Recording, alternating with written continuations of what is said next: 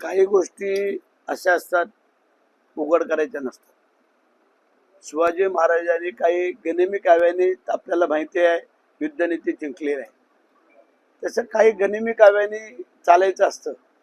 आणि मला असं वाटतंय जो समोरचा काय बोलतोय नाही बोलतोय तेच उलट समजून जायचं आपण काय.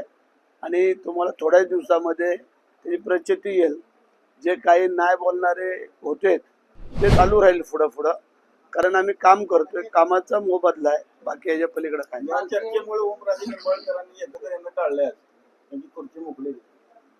आता ओमराजे निंबाळकर किंवा काय त्यांचं आता आम्ही सांगू शकत नाही, परंतु आता स्वतः साहेब धाराशिवला जाणार होते, कदाचित गेले असतील मला वाटतं, कारण तिथे पत्रकारांचा मला वाटतं काय कार्यक्रम आहे आणि तो कार्यक्रम करून मग साहेब इकडे येणार आहे.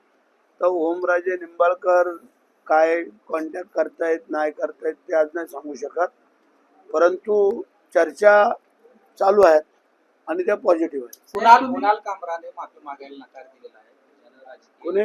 कुणाल कामराज यांनी एकनाथ शिंदेवरती 50 कोटी विडंबनात्मक घेतली.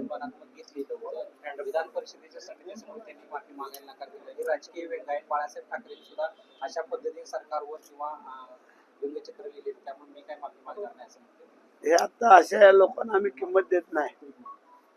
हे कुणाला असे बरेचसे जमा झाले, म्हणजे आता त्याला 3.5 वर्ष होऊन गेले या गोष्टीला. त्यानंतर किती उलाढा झाल्या काय झाल्या आपण पाहिलं, आणि साहेबांनी प्रामाणिक काम केलं म्हणून तर परत सत्ता आली ना. उभाटाची नेमकी किती खासदार तुमच्याशी अप्रोच करतायत, म्हणजे समोर एकदा येत आहेत परत झाकरीत नाही म्हणतात, काय नेमकं चालू आहे, कधीपर्यंत हे चित्र स्पष्ट होईल? काही गोष्टी अशा असतात उघड करायच्या नसतात.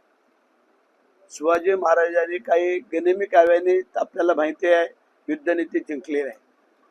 तसं काही गनिमी काव्यांनी चालायचं असतं. आणि मला असं वाटतंय जो समोरचा काय बोलतोय नाही बोलतोय तेच उलट समजून जायचं आपण काय. आणि तुम्हाला थोड्याच दिवसामध्ये त्याची प्रचिती येईल. जे काही नाही बोलणारे होते